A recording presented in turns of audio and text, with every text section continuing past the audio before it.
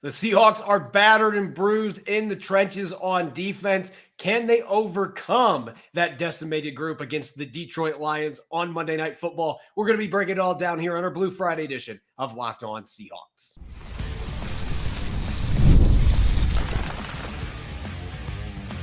You are Locked On Seahawks, your daily Seattle Seahawks podcast, part of the Locked On Podcast Network, your team every day. Greetings, 12. This is Corbin Smith, host of the Locked On Seahawks podcast, your daily Seahawks podcast, part of the Locked On Podcast Network, your team every day. Glad to be joined here on Blue Friday by my co-host, Nick Lee. And a special thanks to all the 12s out there, whether you're in Ann Arbor, Michigan, or Glasgow, Scotland. We greatly appreciate each and every one of you for making Locked On Seahawks your first listen 5 days a week. We greatly appreciate it. The Seahawks are going to be looking to move to 4-0 for just the second time in franchise history when they face the Detroit Lions on Monday Night Football. But they'll be doing so probably missing some key pieces. We'll be diving into the latest on the injury front for both teams. We've got our weekly game plans, offense, defense, maybe some special teams sprinkled in there, picks to click, predictions, and much more. Courtesy of our friends at FanDuel, place your first $5 bet and you'll get started with $200 in bonus bets guaranteed. Visit FanDuel.com to get started. Now for your lead story here on our Blue Friday edition of Locked On Seahawks. When the Seahawks fly to Detroit to face the Lions on Monday Night Football, they will likely be doing it missing at least half of their projected starting defensive line going into the season. Not the good news that you're looking for heading into a game of this magnitude. But if there's a flip side, Nick, with all the injuries on the defensive line, Frank Ragnow, the starting center for the Detroit Lions, has been ruled out with a pectoral injury. So I don't know if that's an equal wash if Byron Murphy II and Leonard Williams both don't play in this game. But it at least gives the Seahawks a little better situation because Ragnow is a top 5 center in the National Football League. If he's not playing, that is a big loss for Detroit's offensive line. You know those medieval movies where the king has some proclamation, so they have to go village to village, and the fancy dress guy has that scroll. That is the that is the injury report for this game, not just for the Seahawks, but the Lions have a little bit shorter one, but certainly missing Frank Ragnow is certainly in the mix. So really, I think top 5 center might be underselling him. I think he's one of the better, if not best center. Not now that Jason Kelce is doing dance parties and commercials. I think Frank Ragnow is definitely up there with the centers. So on the flip side, like you mentioned, does it even out with how banged up the Seahawks are all on the defensive line? I don't think it quite evens out. I think it is. I think, let me rephrase it this way. We were talking before the show about Leonard Williams. If he can find a way to get back on the field, his ribs injury, that sometimes that is more of like a pain tolerance thing than anything else.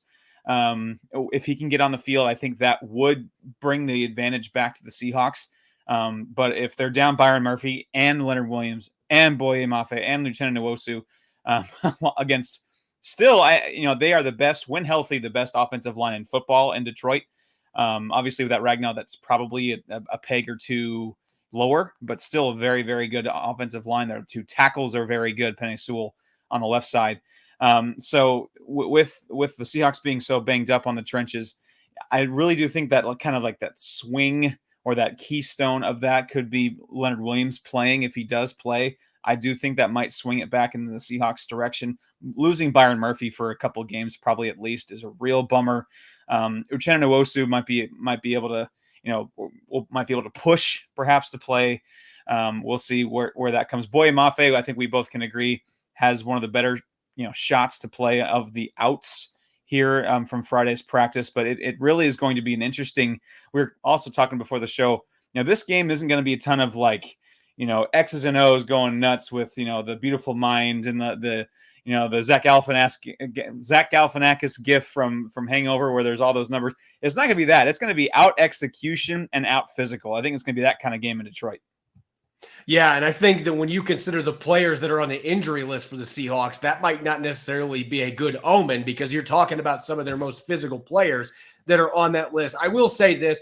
Boye Mafe played last week after missing some practice time with a knee contusion. He looked great. He had a sack. I fully expect Boye Mafe is going to be playing, especially with this extra day between games. I expect Mafe is going to play. Byron Murphy II is on the opposite end of the spectrum. I would say he's the least likely of these 4 defensive linemen to play because the hamstring injury, there was the report that came out from Jeremy Fowler of ESPN. I've followed up with a few people since then. It does not look good for Murphy to play this week, and probably not good for him to even play in week 5 or 6 when you got 2 games in a 5-day span. And oh, by the way, the 49ers are one of those games. You're hoping he's able to turn the corner, but these soft tissue injuries are so difficult to get back from in a timely manner. And there's always the re-injury rate being higher with those types of injuries. So Murphy would be the opposite end. I'd be stunned if Byron Murphy II plays in this game. Leonard Williams, as you mentioned, he is the wild card here because rib injuries. Listen, I've never had a broken rib, luckily. I have had a cracked sternum before, though. And I'll tell you what, that was extremely painful. And I probably shouldn't have played a week after I cracked my sternum, but I sat out the first quarter. I was in uniform and I got antsy, ended up playing the rest of the game and had no issues. If you can handle the pain with ribs, I've been told this from players who've had rib injuries, then you've got a chance to be able to get through the game and probably avoid making that injury worse. It's different than a soft tissue injury. If it is a traditional, like if it's a cracked rib or a bruised rib, whatever it is, Leonard Williams seemed to me probably the second most likely to play here. And if they can have Mafe and Williams in this game with the other players they are still going to have available, this defensive line should be able to get by. But if you're missing Williams and Murphy and Mafe, I mean, if they end up losing all 4 of these players in this game, it's going to feel like that playoff game the Seahawks had. I think it was like 2007 where they brought in a corner that had been bagging groceries and he's playing significant snaps. They actually won that playoff game with him out there. But it is going to be in that territory in terms of next man up. You're going to reach a point where like, who is the next man? But the Seahawks did bring in Matt Gotel. They brought him back on the practice squad. And then Quentin Bohanna brought back. He was released off the practice squad like 45 minutes before they re-signed him. But he is back as well. So you got both of those nose tackles. From that perspective, Seattle has at least added some size behind Jonathan Hankins. Murphy has played some nose tackle. One of those guys could be elevated from the practice squad and come in. And Bohanna actually played for the Lions last year. So there may be an advantage to bringing him up to the roster and letting him get a handful of snaps. Miles Adams, you're lucky that he's going to be available. He's been a healthy scratch because of the numbers. He's a good football player. So maybe Seattle can get by, but it feels like Williams is the guy to watch here because if he can't play and Byron Murphy II is out as well, this is a really good Detroit Lions football team with a physical front line and a very good run game, a top 3 run game in the NFL. If you're missing those 2 cornerstones up front, that is going to be very difficult for the Seahawks to overcome, particularly playing on the road in primetime at Ford Field. Let's wrap this injury stuff up, though, with probably the best news here. And it doesn't mean that Ken Walker III is going to play, but he is trending towards playing. He has been limited each of the first 2 practices, and he's got that oblique issue that's cost him to miss the last couple games. This is a game where having that additional juice and burst and playmaking ability is going to be a must-have, and it looks like he is in the right direction to be able to return after missing 2 games. That would be a big deal for Seattle's offense. Well, also maybe another positive that the Seahawks are playing on Monday Night Football, where another day in this instance could make that difference of playing or not playing for Ken Walker. I mean, that would be a huge boost, like you said. There was a noticeable difference in the run game when Ken Walker III was out there versus Zach Charbonnet, and Charbonnet had some good moments, especially against the Dolphins when they kind of helped ice that game towards the end. But this team is at its best when Ken Walker III is out there. And they can have that running attack. Because we'll dive into the X's and O's a little bit here, but I do think that the Lions are a bit vulnerable where the Seahawks can expose them with Ken Walker III, maybe a bit better than they could with Zach Charbonnet and company. Now, obviously, the offensive line has to be up to the task as well. But having that, your top dog in the backfield, a game like this, Monday Night Football, the hype, the hype train is still full, even with a bit of a stumble out of the gate so far for the Lions. Still at full go hype train in Detroit road game. You want to have a guy like Ken Walker in the backfield. When we come back, as you just hinted, we are going to get to the game planning aspect. What do the Seahawks need to do on offense, defense, special teams to go to Detroit for the third straight season and get a W at Ford Field? We're going to be breaking it all down here on our Blue Friday edition of Locked On Seahawks. This episode is brought your way by Robinhood Gold. With Robinhood Gold, you don't need a silver spoon to eat up the financial favors of the 1%. Robinhood Gold allows others to get the rates and perks usually reserved for high society. Now, the resourceful individual with Robinhood Gold can earn the very liberal rate of 4.5% APY on uninvested cash, receive unlimited 1% deposit bonuses, and be rewarded with a handsome 3% retirement boost on an IRA account. Robinhood Gold provides the privileges of a high net worth for any net worth. These generous benefits are now available for only $5 a month. The new gold standard is here with Robinhood Gold. Sign up at robinhoodgold.com/gold. Terms apply. For product-specific disclosures, visit robinhood.com/gold. Investing involves risk. Rate may change. Gold membership is offered by Robinhood Gold, LLC. This episode is also brought your way here on Blue Friday by Prize Picks. Prize Picks is America's #1 daily fantasy sports app with over 5 million active members, and it's the most exciting way to play daily fantasy sports. It's just you against the numbers. One Caleb Williams passing yard gets you one win on Prize Picks every week in September. That's right, only 1 yard gets you an automatic win every football weekend in September. 4 weeks of free W's. Don't miss this deal on Prize Picks because when it's gone, at the end of September, it's gone. For week 4, I'm going to be projecting Ken Walker, the third to return and surpass 0.5 rushing, receiving combined touchdowns, and Geno Smith to surpass 255.5 passing yards on Prize Picks. You can now win up to 100 times your money on Prize Picks with as little as 4 correct picks. Download the Prize Picks app today and use the code LOCKEDONNFL and get $50 instantly when you play $5. That's the code LOCKEDONNFL on Prize Picks to get $50 instantly when you play $5. You don't even need to win to get the $50 bonus. It is guaranteed. Prize Picks, run your game. Welcome back to Blue Friday here on the Locked On Seahawks podcast. This is your host, Corbin Smith.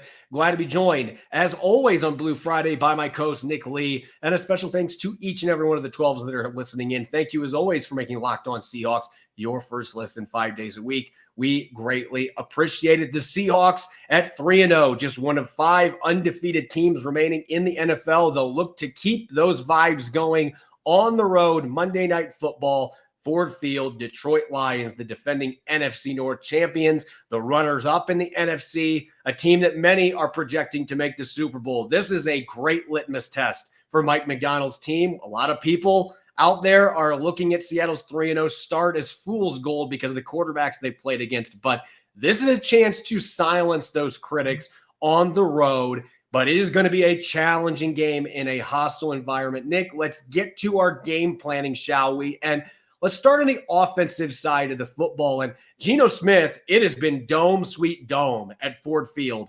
His 2 games that he's played there the last couple of years, averaging over 320 passing yards per game, 4 touchdowns, no interceptions, almost 9.5 yards per attempt. This has been his home away from home. He has loved playing at Ford Field. And yet this is a Lions defense that has not given up more than 20 points in any of their 3 games. They look to be much improved from last year's squad. And so it's going to be a little bit trickier to get that offense going against this Lions defense that has really made strides, at least so far. Yeah, we'll dive into this a bit more. The last 3 games that these 2 teams have met, it's gotten a little weird. But we'll start with the main name that everyone knows on the Lions defense. Aidan Hutchinson is a problem with a capital PROBLEM, all caps, like an angry boomer email, like just all caps. Problem. He's a problem, and he leads the entire NFL with 25 pressures, 6.5 sacks, and he's going to target the right side of the offensive line. He's going to bounce around. And so my wife's favorite X-Man is Nightcrawler, who teleports. We cannot allow, Aidan Hutchinson to go full Nightcrawler, just teleport in the backfield. And that is on the pass, on the run. So you got to figure out a way to get those pass protections in line to either get away from Aidan Hutchinson, or if you're going to, attack that side, have some accountability there. You can't leave people on an island. What I do not want to see is, a tweet by Mina Kimes or Brady Henderson or somebody breaking down why the Seahawks left Zach Charbonnet to pass protect on Aidan Hutchinson on a rollout. I don't want to see any of that. They need to absolutely, emphasize pass protection, make sure everyone's on the same page, which, I think Ryan Grubb is fairly good at, because the Seahawks have had to deal with some problematic offensive line, issues. And this will be an absolute test. And because Aidan Hutchinson is one of, if not the best pass rusher in the NFL right now. Yeah, he's one of those players that can absolutely destroy and obliterate a game plan by himself. And so you look at Ryan Grubb's past track record. He has not been a heavy max protect guy. He likes to get 4 or 5 receivers out running routes, which I'm not saying you can't do that in this game, but they are going to need to have an emphasis on tight ends chipping, running backs chipping, both running backs and tight ends chipping. You got to help Charles Cross and Stone Forsythe out. And I know that Forsythe played well against Hutchinson last year. That's going to give him some confidence going into this game. But still, Hutchinson has taken his game to another level. The guy has been on fire. He has been playing against backup tackles the last couple of weeks, so he's taken full advantage of that. Now he gets to do it again with Stone Forsythe, the guy that has started more than 10 games now in the NFL. So he's a little more experienced than some of the guys that Hutchinson's been going up against. But he is going to need help. Ryan Grubb needs to provide some support, particularly for his right tackle, so that Geno Smith has a chance to get the ball out of his hands. Because I still believe, when I look at the Detroit Lions secondary, this is a team that the pass rush has really been the catalyst for them not giving up a lot of points. The cornerback group has been completely retooled. Terrion Arnold, their first-round pick out of Alabama, they went out and they signed Carlton Davis, previously a starter for the Buccaneers, and they signed Amik Robertson, formerly of the Raiders, to play in the slot. And look, all 3 of these guys have talent, but Terrion Arnold is near the top of the league in defensive penalties so far. And if he's got to deal with DK Metcalf and the rest of this receiving core, he's going to get grabby. He's going to be aggressive. If you can get the time in the pocket to get the ball downfield, this still feels like a team that you can have some success airing it out and getting some explosives the way that Geno Smith did against the Lions the last couple of years, particularly with his cornerback group. And then Amik Robertson at slot corner, he's 5'7". Jackson Smith and Jigba should have a really nice matchup there to attack the middle of the field. And I think the intermediate to deep crossers, particularly with some of the linebacker injuries that the Lions are dealing with. But none of this is going to matter if Aidan Hutchinson is living in the backfield and opens up a timeshare in the backfield. You have got to find ways to keep him from taking over the game. The max protect aspect is going to be key here, at least on that side, wherever Hutchinson's at. Let's provide support for him. And let's give Geno a chance to take advantage of a very aggressive secondary that could be exploited if there's time to get the ball downfield. Well, you mentioned Carlton Davis. He's also allowed the 2nd most passing yards in coverage per Pro Football Focus. Seahawks got one of the best wide receiver groups in football. It should be, even an explosive play could be a 23-yard pass interference, with how the secondary has played it. I mean, they are aggressive, and I'm not saying they're not talented, but you can use that aggression against them. And DK Metcalf does usually command, more physicality. And then third here is the old adage, of course, how to mitigate an elite pass rusher, at least an elite pass rusher, is run the football. Don't even need to pass it. I think if you asked Ryan Grubb and Mike McDonald and company, you can win this game if you there's a formula where all you have to do is pass the ball maybe 10 times and you run the ball and you win. They probably sign the dotted line on that one, because they don't want to put Geno Smith in that kind of environment where he could get smacked by Aidan Hutchinson. But you want to mitigate that pass rush with a ground game. I do think there's some vulnerabilities here. We've mentioned about the linebackers have kind of been shuffled in and out for Detroit a little bit. Lions are actually 20th in run stop win rate per ESPN. So there are some vulnerabilities, and especially like we mentioned in the first segment, if the Seahawks have Ken Walker III back, and you can get some of that going downhill. Another great way to keep that very talented Lions offense off the field is to run the ball, sustain those drives, quiet the crowd, because as we always talk about, when the Seahawks go on the road, big game, prime time, a great way to hang around and kind of take the crowd out of it is to sustain drives. And, I think there's some vulnerabilities there with the Lions in the run game. Yeah, let's go to the defensive side of the football, because you mentioned run game. And look, this is one of those games, and you mentioned it earlier. This is not necessarily, schematics are always going to be a key part of winning football, but this is going to be a game where it's kind of a mano-a-mano. You versus me. Let's see who can take the most knockout punches and then deliver them back. Who's going to be able to be the last one standing? Because this is going to be a puncher's battle. This is going to be a physical fight with two teams that are banged up to begin with. It's a stalemate. This is going to be a war of attrition in the trenches in this game. Detroit has one of the best rushing attacks in the league, a 1-2 punch that, I love Ken Walker III and Zach Charbonnet, but David Montgomery and Jahmyr Gibbs, that might be the best 1-2 punch in the NFL right now. Over 420 rushing yards and 4 touchdowns between them so far this year, and they complement each other so well. Montgomery's kind of more of the Charbonnet type running back that is going to pound the rock in the middle. He's going to break tackles, a punishing bulldozer, and Jahmyr Gibbs is that glider that can make guys miss. He's got some ability to break some tackles too, but he's a great receiver, some Christian McCaffrey tools in this game. I mean, if the Seahawks do not have their run fits to perfection in this game, like you cannot have miscues, even going back and watching the Dolphins film, if Miami could have been able to keep the game closer and not been in a position they had to throw more, there were some big gaps there for them to run the football, especially after Leonard Williams and Byron Murphy got banged up. And if the Seahawks don't have either one of those guys, you got to find a way to button up those gaps, because otherwise this Lions offense that is a very zone-centric scheme, but they will run some gap at you. They will find ways to create huge creases with that offensive line, even without Frank Ragnow. So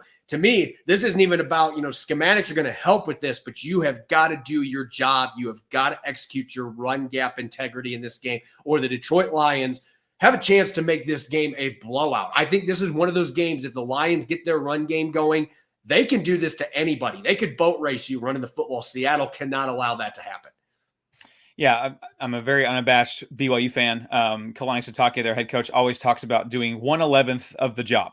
Just do your 1/11th. And I think on defense specifically, and I think that really will come into play here with the run fits. David Montgomery, 9th in the NFL in yards after contact. He's a touchdown machine in the red zone. Jahmyr Gibbs, who is 4th in the NFL in missed tackles forced. Yeah, I agree. I think it is the best 1-2 combo of running backs in the NFL right now.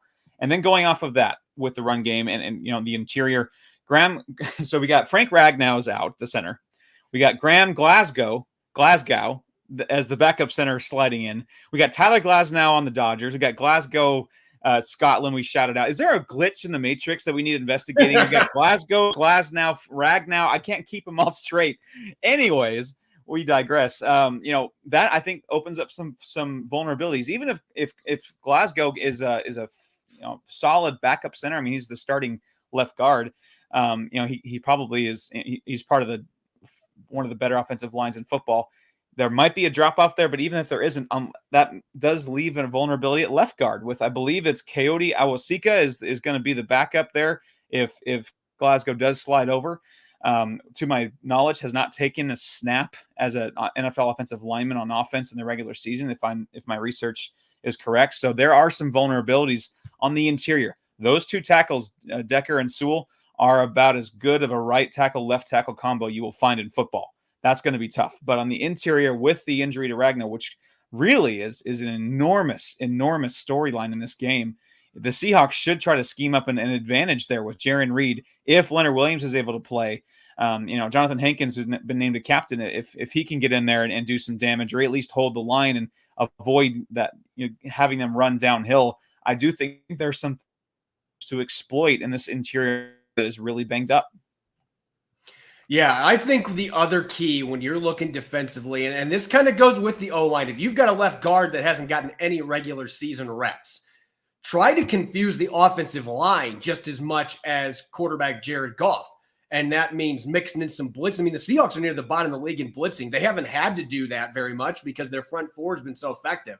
But especially with some of the injuries they are dealing with, Jared Goff is the only quarterback in the NFL right now, Nick, that has more than one interception against the blitz. He's thrown 3 of his 4 picks so far against 5 or more rushers coming after him. So I'm not sitting here saying blitz 50% of the time. That's not by any means what I'm arguing. But when you have a backup center that's in the lineup, the communication's already going to be impacted by that. If you have a raw left guard that has never played a regular season snap, like, give some exotic looks, some sim pressures, some zone blitzes. Try to really mix things up. You aren't just going to mess with Jared Goff. I mean, he's a veteran QB. He's seen all these looks, but he is still a guy that has shown that he can be confused time to time and make some bad decisions. If the offensive line is having communication issues and they're not picking things up properly, that makes it even tougher on the quarterback. So I think this is a game where you got to open up that toolbox a little bit if you're Mike Macdonald. And again, I'm not saying blitz 50% of the time. I wouldn't mind 25 to 30% in this game. I think this is an opponent that it would make some sense to do that against, but you've obviously got to scheme it well. You can't just say, I'm just going to blitz, I'm going to send 6. Well, how are you going to do it? They've got to find some unique ways to do it. Get this offensive line off kilter a little bit with some of the injuries. Get Jared Goff thinking a little bit more than he wants to. He'll throw some picks. We've seen that in the past. So get the quarterback uncomfortable behind an offensive line that's struggling to communicate and figure out what they are going up against. And I think that would be a recipe for success for the Seahawks on the road. Up next, we're going to shift gears to our weekly picks to click and game predictions. Don't go away. You're listening to the Blue Friday edition of Locked On Seahawks. This episode is brought your way by our friends over at FanDuel. You can start the season with a big return on FanDuel, America's #1 sportsbook. When you get a hunch in the middle of a game, you can check out the latest stats, view live play-by-play, and so much more on the same page where you place your bets. You'll get started with $200 in bonus bets guaranteed when you place your first $5 bet. You can bet on everything from DK Metcalf scoring a touchdown against the Lions on Monday Night Football to Tyler Lockett being the first player on Monday night with a 30-plus yard reception. Just throw in a $5 bet and you'll get $200 in bonus bets. Just visit FanDuel.com and download America's #1 sportsbook. Welcome back to the Blue Friday edition of Locked On Seahawks. This is your host, Corbin Smith. Glad to be joined by my co-host, Dick Lee, and a special thanks to all the 12s that were listening in. As always, thank you for making Locked On Seahawks your first listen 5 days a week. The Seahawks looking to stay undefeated. They're 3-0 for just the 8th time in franchise history. If they get to 4-0, it's only been done one other time, 2020. It would be some history for the Seahawks, but standing in their way, the Detroit Lions at 2-1, defending NFC North champions, finished just short of getting to the Super Bowl. They were ahead of the 49ers for a good chunk of that game in Santa Clara last year, and then the second half, things kind of unraveled a little bit. This is a really good football team. Both teams, as we've mentioned several times, are dealing with injuries. Let's get to our picks to click, as we do each and every week, the players that we are thinking are going to deliver with a big game for the Seahawks. And on offense, Nick, last week was not a good week for either one of us. Charles Cross gave up his first sack of the season. Jackson Smith-Njigba had a couple of catches, but really felt like he was quiet. So you and I are both looking to bounce back on Monday night, Seahawks-Lions. Who is your pick to click for this primetime matchup? Well, we mentioned a little bit of it before with, Meek Roberts in the slot, undersized. Jackson Smith-Njigba is a more physically, gifted slot receiver. He's not your scatterbug, little short, Darren Sproles type. He is also a bit of a presence himself. I'm going to go Jackson Smith-Njigba. I'll double down on for you from last week. I think just the matchup with Meek Robertson, even Brian Branch kind of slides into the slot sometimes. He actually leads the Lions in missed tackles. So if Jackson Smith-Njigba can get some crossing routes there underneath and make a couple guys miss, get some yardage there. So there is, again, with the linebackers and putting them in positions of conflict, that is not the strongest part of the Lions is that up the middle part of their defense. So Jackson Smith-Njigba, I think there's a recipe there to have a good game. And you like some of the matchups with the corners. And like you said, with Geno Smith, just absolutely cooking. 5-star restaurant, 2 Michelin star, just chef under the lights in the dome setting. And I think that combo of him with Jackson Smith-Njigba with some perhaps vulnerable parts of this Lions defense, I think this could spell well for JSN. I'm going to stick with the receivers as well, but I'm going to DK Metcalf, and this is the low-hanging fruit. When you look at his career, 3 games against the Lions, Nick, 19 catches, 287 yards, 3 touchdowns. And, oh, by the way, he also has a really good career track record when he's gone up against Carlton Davis when he was in Tampa Bay, and he's going to see him a lot in this game. Terrion Arnold is a rookie that's got to deal with DK Metcalf. If Geno Smith's got the time to throw, I am expecting a massive game from Geno Smith because Dan Campbell probably had some nightmares about this guy. He has killed the Lions in all 3 games, and Campbell's been the coach all 3 of those games.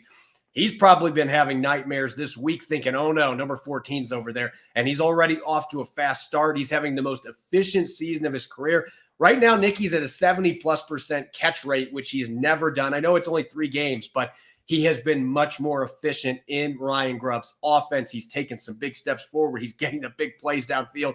I really like this matchup against Detroit's secondary. I know they've got talent over there, but I feel like DK Metcalf's like, you know what? I'm a top 5 receiver right now, so I'm going to take care of business. And it's Ford Field. He has loved playing there as well. I think a big game's on tap for DK Metcalf. Now, let's go to the defensive side of the football. We've talked ad nauseum about Detroit's run game, and I feel like with Frank Ragnow being out and Leonard Williams potentially not playing, Byron Murphy II probably not playing, I mean, there's going to be a lot of different pieces in there in the interior for both teams.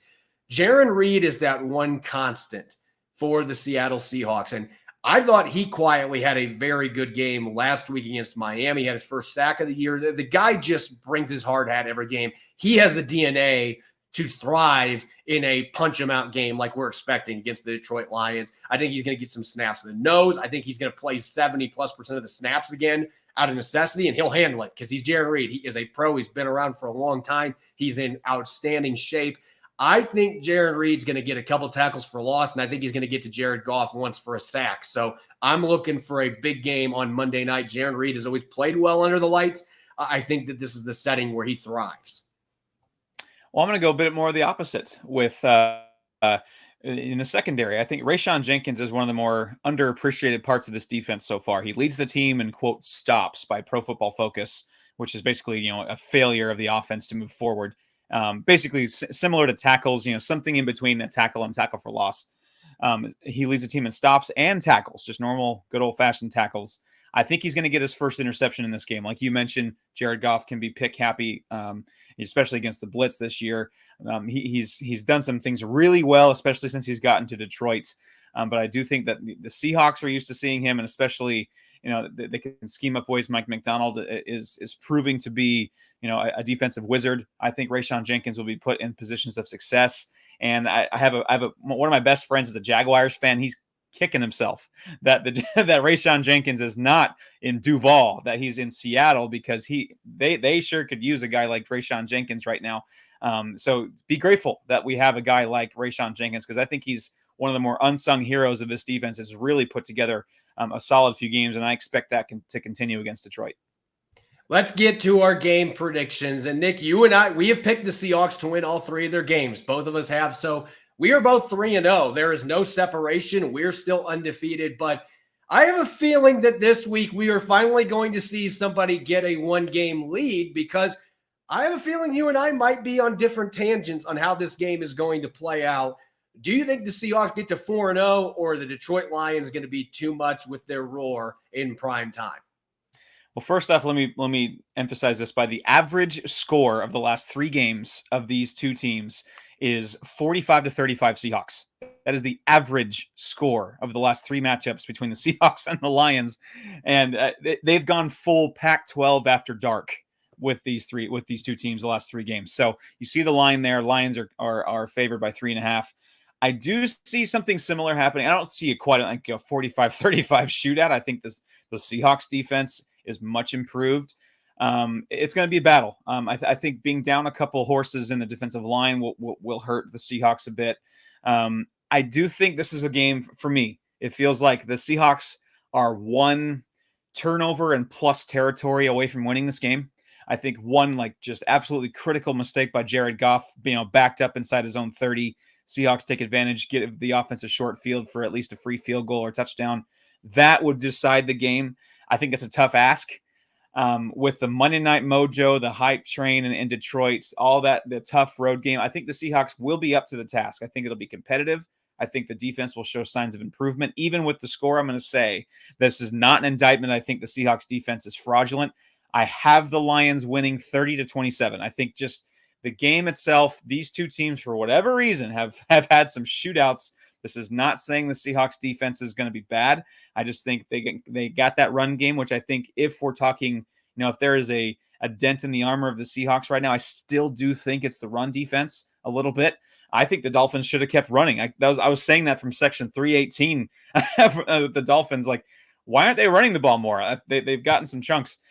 So I think there's the Lions will exploit that a bit. I do still think this is an improved defense for the Seahawks, but I do see the Lions winning a heartbreaker perhaps for Seattle, 30-27 in favor of the Lions. That it's going to be an amazing game, amazing atmosphere, but I think just the atmosphere, it being a home game for Detroit just tips it a little bit more in their favor. Where you and I are in agreement, we both think the Seahawks are going to score 27 points in this game. We both think they are going to cover that 3.5 points. But I'm going to be covering it from a little different perspective. I'm going to be covering it from a victory. I think the Seahawks are going to get it done, 27-23. And really the one difference for me is I'm expecting that the defense is going to come through with that big play that they need in the second half. Nothing that I have seen so far suggests to me that there is going to be, when there is a letdown, and this could be a game where they're going to give up more points than they have been giving up. I see this, though, as a game that they're still going to be able to make some plays when they need to down the stretch. I think Leonard Williams is going to gut it out in this game. I think he's going to play. I think Boye Mafe is going to play. I think Seattle will have enough horses up front that they can at least have some success against Detroit's run game. And I think they're going to force Jared Goff into a few mistakes.